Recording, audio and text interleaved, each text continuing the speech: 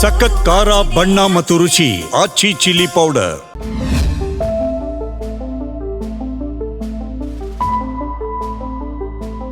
ನಮಸ್ಕಾರ, ನೀವು ನೋಡ್ತಾ ಇದ್ದೀರಾ ಜಿ ಕನ್ನಡ ನ್ಯೂಸ್. ನಾನು ಶಿವರಾಮು. ದಿನದ ಎಲ್ಲ ಪ್ರಮುಖ ಸುದ್ದಿಗಳನ್ನು ನೋಡೋಣ. ವಿಶೇಷ ಸಮಾಚಾರದಲ್ಲಿ ಕೇರಳದ ಮಲಯಾಳಂ ಭಾಷಾ ಮಸೂದೆ 2025 ಇದರಿಂದ ಕರ್ನಾಟಕದ ಗಡಿ ಪ್ರದೇಶಗಳ, ವಿಶೇಷವಾಗಿ ಕಾಸರಗೋಡು ಮತ್ತು ಮಂಜೇಶ್ವರದ ಕನ್ನಡ ಮಾಧ್ಯಮ ಶಾಲೆ ಮಕ್ಕಳ ಮೇಲೆ ಆಗುವ ಪರಿಣಾಮಗಳ ಬಗ್ಗೆ ಬಿಜೆಪಿ ಕಳವಳ ವ್ಯಕ್ತಪಡಿಸಿದೆ.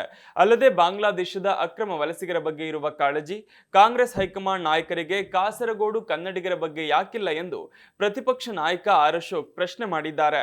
ಈ ವಿಚಾರವಾಗಿ ಸಾಮಾಜಿಕ ಮಾಧ್ಯಮ ಎಕ್ಸ್ ಮೂಲಕ ಸಂದೇಶ ಪ್ರಕಟಿಸಿರುವ ಅವರು, ಕಾಂಗ್ರೆಸ್ ಪ್ರಧಾನ ಕಾರ್ಯದರ್ಶಿ ಕೆಸಿ ವೇಣುಗೋಪಾಲ್ ಮತ್ತು ಪ್ರಿಯಾಂಕಾ ಗಾಂಧಿ ಅವರಿಗೆ ಹಲವು ಪ್ರಶ್ನೆಗಳನ್ನು ಕೇಳಿದ್ದಾರೆ. ಕೇರಳದಲ್ಲಿ ಆನೆ ತುಳಿತಕ್ಕೆ ಒಳಗಾಗಿ ಸತ್ತರು, ವಯನಾಡಿನಲ್ಲಿ ಪ್ರಕೃತಿ ವಿಕೋಪ ಉಂಟಾದರೂ ಕೇರಳಿಗರ ಪರವಾಗಿ ಕರ್ನಾಟಕ ಸರ್ಕಾರದ ಮೇಲೆ ಸವಾರಿ ಮಾಡುವ ಸಂಸದೆ ಪ್ರಿಯಾಂಕಾ ಗಾಂಧಿ ಅವರು ಕೇರಳದ ಕನ್ನಡ ಮಾಧ್ಯಮ ಶಾಲೆಗಳಲ್ಲಿ 1ರಿಂದ 10ನೇ ತರಗತಿಯವರೆಗೆ ಮಲಯಾಳಂ ಅನ್ನು ಪ್ರಥಮ ಭಾಷೆಯಾಗಿ ಕಡ್ಡಾಯಗೊಳಿಸುವ ಕೇರಳ ಸರ್ಕಾರದ ಮಲಯಾಳಂ ಭಾಷಾ ಮಸೂದೆ 2025 ವಿರುದ್ಧ ಧ್ವನಿ ಎತ್ತುವ ಮೂಲಕ ಈಗ ಕನ್ನಡಿಗರ ಪರ ನಿಲ್ಲುತ್ತಾರೆ ಎಂದು ಅಶೋಕ್ ಪ್ರಶ್ನಿಸಿದ್ದಾರೆ. ಬಂಡೀಪುರದಲ್ಲಿ ರಾತ್ರಿ ಸಂಚಾರ ನಿಷೇಧ ತೆರವುಗೊಳಿಸುವ ವಿಷಯದಲ್ಲಿ ಕೇರಳದ ಪರ ತೋರಿದ ಕಾಳಜಿಯನ್ನ ಕರ್ನಾಟಕ ಕಾಂಗ್ರೆಸ್ ನಾಯಕರು ಈಗ ಕನ್ನಡಿಗರ ಪರವಾಗಿ ತೋರುತ್ತಾರಾ ಎಂದು ಅವರು ಪ್ರಶ್ನಿಸಿದ್ದಾರೆ. ಅಕ್ರಮ ವಲಸಿಗರು ಕರ್ನಾಟಕದ ಭೂಮಿಯನ್ನ ಒತ್ತುವರಿ ಮಾಡಿಕೊಂಡರೂ ಮಾನವೀಯತೆ ದೃಷ್ಟಿಯಿಂದ ಮನೆ ಕೊಡಬೇಕು ಎಂದು ರೋಹಿಂಗ್ಯಾಗಳು, ಬಾಂಗ್ಲಾದೇಶಿಗಳ ಪರವಾಗಿ ಮಿಡಿಯುವ ಕೆಸಿ ವೇಣುಗೋಪಾಲ್ ಅವರ ಹೃದಯ ಈಗ ಕಾಸರಗೋಡಿನ ಕನ್ನಡಿಗರ ಪರವಾಗಿ ಮಿಡಿಯುವುದಿಲ್ಲವೇ? ಕರ್ನಾಟಕದ ಸ್ವಾಭಿಮಾನ, ಆತ್ಮ ಗೌರವಕ್ಕೆ ಪದೇ ಪದೇ ಧಕ್ಕೆ ತರುತ್ತಿರುವ ಕಾಂಗ್ರೆಸ್ ಪಕ್ಷದ ಕೇರಳ ಪಟಾಲಂ ಕನ್ನಡಿಗರ ತಾಳ್ಮೆಯನ್ನ ಪರೀಕ್ಷಿಸುತ್ತಿದ್ದಾರೆ. ಕಾಂಗ್ರೆಸ್ ಪಕ್ಷದ ರಾಜಕೀಯ ಲಾಭಕ್ಕಾಗಿ, ಯಾರದ್ದೋ ಸ್ವಾರ್ಥಕ್ಕಾಗಿ ಕರ್ನಾಟಕದ ಮತ್ತು ಕನ್ನಡಿಗರ ಹಿತಾಸಕ್ತಿಯನ್ನ ಪದೇ ಪದೇ ಬಲಿ ಕೊಡುತ್ತಿರುವ ಕರ್ನಾಟಕ ಕಾಂಗ್ರೆಸ್ ಪಕ್ಷಕ್ಕೆ ಕನ್ನಡಿಗರು ತಕ್ಕ ಪಾಠ ಕಲಿಸುವ ದಿನ ಬಹಳ ದೂರವಿಲ್ಲ ಎಂದು ಅಶೋಕ್ ಉಲ್ಲೇಖಿಸಿದ್ದಾರೆ. ಬಳ್ಳಾರಿಯಲ್ಲಿ ಬ್ಯಾನರ್ ಗಲಾಟೆ ವೇಳೆ ಗುಂಡಿನ ದಾಳಿ ಪ್ರಕರಣದ ತನಿಖೆಯನ್ನ ಸಿಐಡಿಗೆ ವರ್ಗಾಯಿಸಿ ರಾಜ್ಯ ಸರ್ಕಾರ ಆದೇಶ ಹೊರಡಿಸಿದೆ. ಬ್ರೂಸ್ಪೇಟೆ ಪೊಲೀಸ್ ಠಾಣೆಯಲ್ಲಿ ದಾಖಲಾಗಿದ್ದ ಎಲ್ಲಾ ಪ್ರಕರಣವನ್ನ ಸಿಐಡಿಗೆ ವರ್ಗಾಯಿಸಲಾಗಿದೆ. ಘಟನೆ ರಾಜಕೀಯ ಸ್ವರೂಪ ಪಡೆದುಕೊಂಡು ತೀವ್ರ ವಿವಾದ ಸೃಷ್ಟಿಸಿರುವ ಹಿನ್ನೆಲೆ ಸರ್ಕಾರ ಮಹತ್ವದ ನಿರ್ಣಯ ಕೈಗೊಂಡಿದೆ. ಬಳ್ಳಾರಿ ಪ್ರಕರಣ ಸಿಐಡಿಗೆ ವಹಿಸುವ ವಿಚಾರ ಸಂಬಂಧ ಸಿಎಂ ಸಿದ್ದರಾಮಯ್ಯ ಅವರನ್ನ ಭೇಟಿ ಮಾಡಿ ಚರ್ಚೆ ಮಾಡ್ತೀನಿ ಅಂತ ಗೃಹ ಸಚಿವ ಪರಮೇಶ್ವರ್ ಈ ಮುಂಚೆ ಹೇಳಿದ್ದರು. ಆ ಬೆನ್ನಲ್ಲೇ ಆದೇಶ ಹೊರಬಿದ್ದಿದೆ. ಬ್ಯಾನರ್ ಗಲಾಟೆ ಪ್ರಕರಣದ ಕೇಸ್ ತನಿಖೆ ಸಿಐಡಿಗೆ ವಹಿಸುವ ವಿಚಾರ ಸಂಬಂಧ ಈ ಹಿಂದೆಯೂ ಕೂಡ ಗೃಹ ಸಚಿವ ಪರಮೇಶ್ವರ್ ಸುಳಿವು ನೀಡಿದ್ದರು. ಪೊಲೀಸರ ಗನ್ ಹಾಗೂ ರಿವಾಲ್ವರ್ನಿಂದ ಫೈರಿಂಗ್ ಆಗಿಲ್ಲ, ಖಾಸಗಿ ಗನ್ನಿಂದ ಫೈರಿಂಗ್ ಆಗಿದ್ದೆ ಅಂತ ಎಡಿಜಿಪಿ ದೃಢಪಡಿಸಿದ್ದಾರೆ. ಕಾನೂನು ಚೌಕಟ್ಟಿನಲ್ಲಿ ಆರೋಪಿಗಳನ್ನು ಬಂಧಿಸ್ತೇವೆ, ಹತ್ಯೆಗೆ ಪೆಟ್ರೋಲ್ ಬಾಂಬ್ ಬಳಕೆ ಮಾಡಿದ್ದಾರೆಂಬ ಆರೋಪವೂ ಇದ್ದು ತನಿಖೆ ಆದ ಮೇಲೆ ಅದೆಲ್ಲ ಗೊತ್ತಾಗುತ್ತೆ, ಅಗತ್ಯ ಬಿದ್ದರೆ ಸಿಐಡಿಗೆ ಪ್ರಕರಣ ಕೊಡ್ತೀವಿ ಅಂತ ಹೇಳಿದ್ರು. ಇನ್ನು ಗಲಾಟೆ ಪ್ರಕರಣದ ತನಿಖೆ ಬಗ್ಗೆ ಶಾಸಕ ಜನಾರ್ದನ ರೆಡ್ಡಿ ಭಾರಿ ಅಸಮಾಧಾನ ಹೊರಹಾಕಿದ್ರು.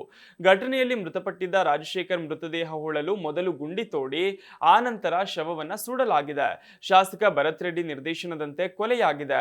ತಂದೆ ಸಮಾಧಿ ಬಳಿ ರಾಜಶೇಖರ್ ಅಂತ್ಯಕ್ರಿಯೆ ಆಗಬೇಕು ಎಂದಿದ್ದರು. ಆದರೆ ಹೂಳಲು ತೋಡಿದ್ದ ಗುಂಡಿ ಮುಚ್ಚುವಂತೆ ನಿರ್ದೇಶನ ಬಂದಿದೆ. ಹೀಗಾಗಿ ಸ್ಮಶಾನದಲ್ಲಿ ತೋಡಿದ್ದ ಗುಂಡಿಯನ್ನ ತೆಂಗಿನಕಾಯಿ ನೀರು ಹಾಕಿ ಮುಚ್ಚಿದ್ದಾರೆ. ಬಳಿಕ ಯಾವುದೇ ಸಾಕ್ಷ್ಯ ಸಿಗದ ಹಾಗೆ ರಾಜಶೇಖರ್ ಮೃತದೇಹವನ್ನ ಗ್ಯಾಸ್ನಿಂದ ಸುಡಲಾಗಿದೆ.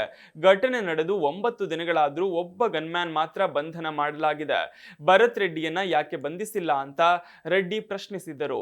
ಘಟನೆಗೆ ಕಾರಣಕರ್ತರಾದ ಶಾಸಕನ ಬಂಧನವಾಗಬೇಕು, ಪ್ರಕರಣದ ತನಿಖೆಯನ್ನ ಸಿಬಿಐಗೆ ವಹಿಸಬೇಕು ಅಂತ ಕೂಡ ಆಗ್ರಹಿಸಿದ್ದರು. ಸದ್ಯ ಸರ್ಕಾರ ಪ್ರಕರಣದ ತನಿಖೆಯನ್ನ ಸಿಐಡಿಗೆ ವರ್ಗಾಯಿಸಿದೆ. ಬೆಂಗಳೂರಿನ ಬನಶಂಕರಿಯಲ್ಲಿ ವ್ಯಕ್ತಿಯೊಬ್ಬ ವಿಚ್ಛೇದಿತ ಮಹಿಳೆಗೆ ಬಾಳು ಕೊಡುವುದಾಗಿ ನಂಬಿಸಿ ಆಕೆ ಜೊತೆ ಸಂಸಾರ ನಡೆಸಿ ಮಗು ಜನಿಸಿದ ಬಳಿಕ ಚಿನ್ನಾಭರಣ ಸೇರಿ ಸುಮಾರು 36 ಲಕ್ಷ ರೂಪಾಯಿ ಪಡೆದು ಬಳಿಕ ಪರಾರಿಯಾದ ಆರೋಪ ಕೇಳಿಬಂದಿದೆ. ಮೋಹನ್ ರಾಜ್ ಎಂಬಾತನ ವಿರುದ್ಧ ಮಹಿಳೆ ಗಂಭೀರ ಆರೋಪ ಮಾಡಿದ್ದು, ಈ ಸಂಬಂಧ ಬನಶಂಕರಿ ಪೊಲೀಸ್ ಠಾಣೆಯಲ್ಲಿ ಎಫ್ಐಆರ್ ದಾಖಲಾಗಿದೆ. ಸಂತ್ರಸ್ತೆ ಹೇಳುವಂತೆ ಕಳೆದ 10 ವರ್ಷಗಳಿಂದ ಮೋಹನ್ ರಾಜ್ ಪರಿಚಯವಿದ್ದು 2022ರಲ್ಲಿ ಇಬ್ಬರ ನಡುವೆ ಮದುವೆ ನಡೆದಿತ್ತು. 2023ರ ಫೆಬ್ರವರಿಯಲ್ಲಿ ದಂಪತಿಗೆ ಹೆಣ್ಣು ಮಗು ಜನಿಸಿತ್ತು. ಆದರೆ 2025ರಲ್ಲಿ ಏಕಾಏಕಿ ಮನೆ ಬಿಟ್ಟು ಹೋದ ಮೋಹನ್ ರಾಜ್ ಇಂದಿಗೂ ಪತ್ತೆಯಾಗಿಲ್ಲ. ಮದುವೆಯಾದ ಬಳಿಕ ಹೊಸ ಮನೆ ಕಟ್ಟೋಣ, ಹೊಸ ಜೀವನ ಶುರು ಮಾಡೋಣ ಎಂದು ನಂಬಿಸಿ ಮಹಿಳೆಯಿಂದ ಹಣ ಪಡೆದಿದ್ದಾನೆ ಎನ್ನುವ ಆರೋಪವಿದೆ. ಚಿನ್ನಾಭರಣ ಅಡವಿಟ್ಟು ಸಾಲ ಪಡೆದು ಒಟ್ಟು 36 ಲಕ್ಷ ರೂಪಾಯಿ ನೀಡಿದ್ದೇನೆ ಅಂತ ಮಹಿಳೆ ದೂರಿನಲ್ಲಿ ಉಲ್ಲೇಖಿಸಿದ್ದಾರೆ. ಈಗ ಹಣ ಕೇಳಿದ್ರೆ ನೀನ್ ಯಾರು ಅಂತಲೇ ಗೊತ್ತಿಲ್ಲ ಅಂತ ಆತ ಹೇಳ್ತಿದ್ದಾನೆ ಅಂತ ಆರೋಪಿಸಿದ್ದಾರೆ. ನ್ಯಾಯ ಕೇಳಲು ಮೋಹನ್ ರಾಜ್ ಮನೆ ಬಳಿ ಹೋದಾಗ ಹಲ್ಲೆ ನಡೆಸಲಾಗಿದೆ ಎನ್ನುವ ಆರೋಪ ಕೂಡ ಇದೆ. ಈವರೆಗೆ 4 ಬಾರಿ ಪೊಲೀಸ್ ಠಾಣೆಗೆ ದೂರು ನೀಡಿದ್ರು ನ್ಯಾಯ ಸಿಗ್ತಿಲ್ಲ. ಮತ್ತೊಮ್ಮೆ ದೂರು ನೀಡಿದ್ರೆ ನಿನ್ನನ್ನೇ ಒಳಗ ಹಾಕ್ತೀವಿ ಅಂತ ಪೊಲೀಸರು ಹೆದರಿಸಿದ್ರು ಅಂತ ಮಹಿಳೆ ಆರೋಪಿಸಿದ್ದಾರೆ. ಪೊಲೀಸರೊಂದಿಗೆ ಆರೋಪಿಗೆ ನಂಟಿದೆ ಎನ್ನುವ ವಿಚಾರವನ್ನು ಕೂಡ, ಈ ಒಂದು ಅನುಮಾನವನ್ನು ಕೂಡ ಆಕೆ ವ್ಯಕ್ತಪಡಿಸಿದ್ದಾರೆ. ಕೊನೆಗೆ ಇದೀಗ ಆರೋಪಿ ವಿರುದ್ಧ ಎಫ್ಐಆರ್ ದಾಖಲಾಗಿದೆ. ಸಂತ್ರಸ್ತೆಯು 2021ರಲ್ಲಿ ಮೊದಲ ಪತಿಯಿಂದ ವಿಚ್ಛೇದನ ಪಡೆದಿದ್ರು. ಮೊದಲ ಮದುವೆಯ ವಿಚಾರ ಸಂಪೂರ್ಣವಾಗಿ ತಿಳಿದಿದ್ರೂ ಕೂಡ ಮೋಹನ್ ರಾಜ್ ಮದುವೆಯಾಗಿದ್ದ ಅಂತ ತಿಳಿಸಿದ್ದಾರೆ. ಮೊದಲ ಪತಿಗೆ ಅನಾರೋಗ್ಯ ಸಮಸ್ಯೆ ಇದ್ದುದರಿಂದ ವಿಚ್ಛೇದನ ಪಡೆದಿದ್ದೆ ಅಂತ ಮಹಿಳೆ ಸ್ಪಷ್ಟಪಡಿಸಿದ್ದಾರೆ. ಮೋಹನ್ ರಾಜ್ ಬೇರೆ ಬೇರೆ ಯುವತಿಯರ ಜೊತೆಗೆ ಸಂಬಂಧ ಹೊಂದಿದ್ದಾನೆ, ಅಸಭ್ಯ ಸಂದೇಶಗಳನ್ನು ಕಳಿಸ್ತಿದ್ದಾನೆ, ಮೊಬೈಲ್ನಲ್ಲಿ ಫೋಟೋಗಳನ್ನು ಕೂಡ ನಾನು ನೋಡಿದ್ದೀನಿ ಅಂತ ಮಹಿಳೆ ಆರೋಪ ಮಾಡಿದ್ದಾರೆ. ಇನ್ನು ಮದುವೆಗೆ ಮುಂಚೆಯೂ ಕೂಡ ಹಾಗೆಯೇ ನಂತರವೂ ಬಲವಂತವಾಗಿ ಗರ್ಭಪಾತ ಮಾಡಿಸಿದ್ದಾನೆ ಅಂತಲೂ ಕೂಡ ಸಂತ್ರಸ್ತೆ ಗಂಭೀರ ಆರೋಪವನ್ನ ಮಾಡಿದ್ದಾರೆ. ತನ್ನ ಹೆಣ್ಣು ಮಗು ಹಾಗೂ ಮೊದಲ ಪತಿಯ ಮಗುವಿನ ಮೇಲೂ ಕೂಡ ಹಲ್ಲೆ ನಡೆಸಿದ್ದಾನೆ ಅಂತ ದೂರಿನಲ್ಲಿ ಉಲ್ಲೇಖಿಸಿದ್ದಾರೆ. ಸದ್ಯ ಬನಶಂಕರಿ ಪೊಲೀಸ್ ಠಾಣೆಯಲ್ಲಿ ಪ್ರಕರಣ ದಾಖಲಾಗಿದೆ. ಸಂಸತ್ತಿನ ಬಜೆಟ್ ಅಧಿವೇಶನ ಜನವರಿ 28ರಿಂದ ಆರಂಭವಾಗಲಿದ್ದು ಫೆಬ್ರವರಿ 1ರಂದು ಕೇಂದ್ರ ಬಜೆಟ್ 2026 ಮಂಡನೆಯಾಗಲಿದೆ. ಈ ಕುರಿತು ಮಾಹಿತಿಯನ್ನ ಸಂಸದೀಯ ವ್ಯವಹಾರಗಳ ಸಂಪುಟ ಸಮಿತಿಯು ಬಿಡುಗಡೆ ಮಾಡಿದೆ. ಬಜೆಟ್ ಅಧಿವೇಶನವು ಜನವರಿ 28ರಂದು ಪ್ರಾರಂಭವಾಗಿ ಏಪ್ರಿಲ್ 2ರವರೆಗೆ ಮುಂದುವರಿಯಲಿದೆ. ರಾಷ್ಟ್ರಪತಿ ದ್ರೌಪದಿ ಮುರ್ಮು ಅವರು ಈ ಅಧಿವೇಶನಕ್ಕೆ ತಮ್ಮ ಒಪ್ಪಿಗೆಯನ್ನು ಸೂಚಿಸಿದ್ದಾರೆ. ಅವರು ಅಧಿವೇಶನದ ಮೊದಲ ದಿನದಂದು ಸಂಸತ್ತಿನ 2 ಸದನಗಳನ್ನು ಉದ್ದೇಶಿಸಿ ಮಾತನಾಡಲಿದ್ದಾರೆ. ಬಜೆಟ್ ಅಧಿವೇಶನದ ಮೊದಲ ಹಂತವು ಫೆಬ್ರವರಿ 13ರಂದು ಮುಕ್ತಾಯಗೊಳ್ಳಲಿದ್ದು, ಎರಡನೇ ಹಂತಕ್ಕೆ ಮಾರ್ಚ್ 9ರಂದು ಸಂಸತ್ ಸಭೆ ಸೇರಲಿದೆ. ಕೇಂದ್ರ ಸರ್ಕಾರವು 2025-26ರ ಆರ್ಥಿಕ ಸಮೀಕ್ಷೆಯನ್ನು ಜನವರಿ 29ರಂದು ಮಂಡಿಸಲಿದೆ. ಕೇಂದ್ರ ಬಜೆಟ್ 2026-27 ಅನ್ನು ಫೆಬ್ರವರಿ 1ರಂದು ಮಂಡಿಸಲಾಗುವುದು. ಈ ಬಜೆಟ್ ಅಧಿವೇಶನದಲ್ಲಿ ಬಜೆಟ್ ಚರ್ಚೆಗಳು, ಸಬ್ಸಿಡಿ ಬೇಡಿಕೆಗಳು ಮತ್ತು ಪ್ರಮುಖ ಆರ್ಥಿಕ ನೀತಿಗಳ ಕುರಿತು ವಿವರವಾದ ಚರ್ಚೆಗಳು ನಡೆಯಲಿವೆ. ಸಾರ್ವಜನಿಕರು, ವ್ಯಾಪಾರಿಗಳು, ಕೈಗಾರಿಕೋದ್ಯಮಿಗಳು ಮತ್ತು ತೆರಿಗೆದಾರರು ಎಲ್ಲರೂ ಈ ಬಜೆಟ್ ಬಗ್ಗೆ ಬಹಳ ಕಾತರ ಇಟ್ಟುಕೊಂಡಿದ್ದಾರೆ. ಈ ಅಧಿವೇಶನದಲ್ಲಿ ಕೇಂದ್ರ ಬಜೆಟ್, ಸಬ್ಸಿಡಿ ಬೇಡಿಕೆಗಳು ಮತ್ತು ಪ್ರಮುಖ ಆರ್ಥಿಕ ನೀತಿಗಳ ಕುರಿತು ವಿವರವಾದ ಚರ್ಚೆಗಳು ಸಂಸತ್ತಿನಲ್ಲಿ ನಡೆಯಲಿವೆ. ಹಿಮಾಚಲ ಪ್ರದೇಶದ ಸಿರ್ಮೌರ್ನಲ್ಲಿ ಭೀಕರ ಬಸ್ ಅಪಘಾತವಾಗಿದೆ. ಖಾಸಗಿ ಬಸ್ ನಿಯಂತ್ರಣ ತಪ್ಪಿ ಸುಮಾರು 500 ಅಡಿ ಆಳದ ಪ್ರಪಾತಕ್ಕೆ ಉರುಳಿ ಬಿದ್ದಿದ್ದು, ಈ ದುರ್ಘಟನೆಯಲ್ಲಿ 12 ಮಂದಿ ಜೀವ ಬಿಟ್ಟಿದ್ದು, ಕನಿಷ್ಠ 35 ಮಂದಿ ಗಾಯಗೊಂಡಿದ್ದಾರೆ. ಶಿಮ್ಲಾದಿಂದ ಕುಪ್ಪಿಗೆ ತೆರಳುತ್ತಿದ್ದ ಬಸ್ ರಾಜಗಢ ಮಾರ್ಗವಾಗಿ ಹರಿಪುರ್ಧರ್ ಗ್ರಾಮದ ಬಳಿ ಅಪಘಾತಕ್ಕೀಡಾಗಿದೆ. ಬಸ್ನ ಸೀಟ್ ಸಾಮರ್ಥ್ಯ ಮೀರಿ ಪ್ರಯಾಣಿಕರು ಇದ್ದುದರಿಂದ ದುರಂತ ಆಗಿರಬಹುದು ಅಂತ ಅಧಿಕಾರಿಗಳು ಹೇಳಿದ್ದಾರೆ. ಗಾಯಗೊಂಡವರಲ್ಲಿ ಹಲವರ ಸ್ಥಿತಿ ಗಂಭೀರವಾಗಿದ್ದು, ಮೃತರ ಸಂಖ್ಯೆ ಹೆಚ್ಚಾಗುವ ಸಾಧ್ಯತೆ ಇದೆ. ಘಟನೆಗೆ ಪ್ರಧಾನಿ ನರೇಂದ್ರ ಮೋದಿ ಸಂತಾಪ ಸೂಚಿಸಿದ್ದು, ಮೃತರ ಕುಟುಂಬಕ್ಕೆ ತಲಾ 2 ಲಕ್ಷ ರೂಪಾಯಿ, ಗಾಯಾಳುಗಳಿಗೆ 50,000 ರೂಪಾಯಿ ಪರಿಹಾರ ನೀಡಲಾಗುತ್ತೆ ಅಂತ ಎಕ್ಸ್ ಮೂಲಕ ತಿಳಿಸಿದ್ದಾರೆ. ಭಾರತದ ಪ್ರಧಾನಿ ನರೇಂದ್ರ ಮೋದಿ ಅವರು ಅಮೆರಿಕ ಅಧ್ಯಕ್ಷ ಡೊನಾಲ್ಡ್ ಟ್ರಂಪ್ಗೆ ಕರೆ ಮಾಡದ ಕಾರಣದಿಂದಲೇ ಕಳೆದ ವರ್ಷ ಎರಡೂ ದೇಶಗಳ ನಡುವಿನ ದ್ವಿಪಕ್ಷೀಯ ವ್ಯಾಪಾರ ಒಪ್ಪಂದವನ್ನು ಮುಂದುವರಿಸಲು ಸಾಧ್ಯವಾಗಲಿಲ್ಲ ಎಂಬ ಅಮೆರಿಕದ ವಾಣಿಜ್ಯ ಕಾರ್ಯದರ್ಶಿ ಹೊವಾರ್ಡ್ ಲುಟ್ನಿಕ್ ಸಂದರ್ಶನವೊಂದರಲ್ಲಿ ಹೇಳಿದ್ದರು. ಆದರೆ ಅವರ ಈ ಹೇಳಿಕೆಯನ್ನ ಭಾರತ ತಿರಸ್ಕರಿಸಿದೆ. ಪರಸ್ಪರ ಪ್ರಯೋಜನಕಾರಿ ಒಪ್ಪಂದವನ್ನ ಮಾಡಿಕೊಳ್ಳಲು ಭಾರತ ಸದಾ ಆಸಕ್ತಿ ಹೊಂದಿತ್ತು ಎಂದು ಭಾರತ ಹೇಳಿದೆ. ಅಮೆರಿಕ ಮತ್ತು ಭಾರತದ ನಡುವಿನ ವ್ಯಾಪಾರ ಒಪ್ಪಂದವನ್ನ ಪೂರ್ಣಗೊಳಿಸಲು ಭಾರತಕ್ಕೆ 3 ವಾರ ಸಮಯ ನೀಡಲಾಗಿತ್ತು. ಆ ಒಪ್ಪಂದವನ್ನ ಮುಕ್ತಾಯಗೊಳಿಸಲು ಮೋದಿ ಟ್ರಂಪ್ಗೆ ಕರೆ ಮಾಡಬೇಕಾಗಿತ್ತು. ಆದರೆ ಭಾರತದ ಕಡೆಯಿಂದ ಯಾವುದೇ ಫೋನ್ ಬರಲಿಲ್ಲ. ಇದು ಟ್ರಂಪ್ ಅಹಂಗೆ ಹೊಡೆತ ನೀಡಿತು ಎಂದು ಲುಟ್ನಿಕ್ ಪಾಡ್ಕಾಸ್ಟ್ ಸಂದರ್ಶನವೊಂದರಲ್ಲಿ ತಿಳಿಸಿದ್ದರು. ಇದು ತೀವ್ರ ಚರ್ಚೆಗೆ ಕಾರಣವಾಗಿತ್ತು. ಈ ಬಗ್ಗೆ ಭಾರತದ ವಿದೇಶಾಂಗ ವ್ಯವಹಾರಗಳ ಸಚಿವಾಲಯದ ವಕ್ತಾರ ರಣಧೀರ್ ಜೈಸ್ವಾಲ್ ಪ್ರತಿಕ್ರಿಯೆ ನೀಡಿದ್ದು, ಅಮೆರಿಕ ನೀಡಿದ ಹೇಳಿಕೆಗಳು ನಿಖರವಾಗಿಲ್ಲ. ಸಮತೋಲಿತ ಮತ್ತು ಪರಸ್ಪರ ಪ್ರಯೋಜನಕಾರಿ ವ್ಯಾಪಾರ ಒಪ್ಪಂದವನ್ನು ಮಾಡಿಕೊಳ್ಳಲು ಹಲವಾರು ಸುತ್ತಿನ ಮಾತುಕತೆಗಳನ್ನು ನಡೆಸಲಾಗಿತ್ತು.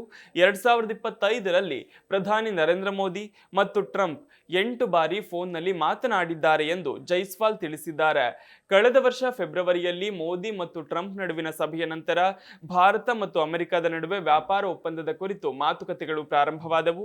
ಎರಡು ಪೂರಕ ಆರ್ಥಿಕತೆಗಳ ನಡುವಿನ ಪರಸ್ಪರ ಪ್ರಯೋಜನಕಾರಿ ವ್ಯಾಪಾರ ಒಪ್ಪಂದದಲ್ಲಿ ನಾವು ಆಸಕ್ತಿ ಹೊಂದಿದ್ದೇವೆ, ಅದನ್ನು ಮುಕ್ತಾಯಗೊಳಿಸಲು ಎದುರು ನೋಡುತ್ತಿದ್ದೇವೆ ಎಂದು ಜೈಸ್ವಾಲ್ ಹೇಳಿದ್ದಾರೆ. ಬಾಂಗ್ಲಾದೇಶದಲ್ಲಿ ಕೋಮು ಘಟನೆಗಳನ್ನು ದೃಢವಾಗಿ ಎದುರಿಸಲು ಭಾರತ ಕರೆ ನೀಡಿದೆ. ಅಲ್ಪಸಂಖ್ಯಾತರು, ಅವರ ಮನೆಗಳು ಮತ್ತು ವ್ಯಾಪಾರ ವಹಿವಾಟಿನ ಮೇಲೆ ಪದೇ ಪದೇ ದಾಳಿಯಾಗುತ್ತಿರುವುದನ್ನು ನೋಡುತ್ತಿದ್ದೇವೆ ಎಂದು ವಿದೇಶಾಂಗ ವ್ಯವಹಾರಗಳ ಸಚಿವಾಲಯದ ವಕ್ತಾರ ರಣಧೀರ್ ಜೈಸ್ವಾಲ್ ತಿಳಿಸಿದ್ದಾರೆ.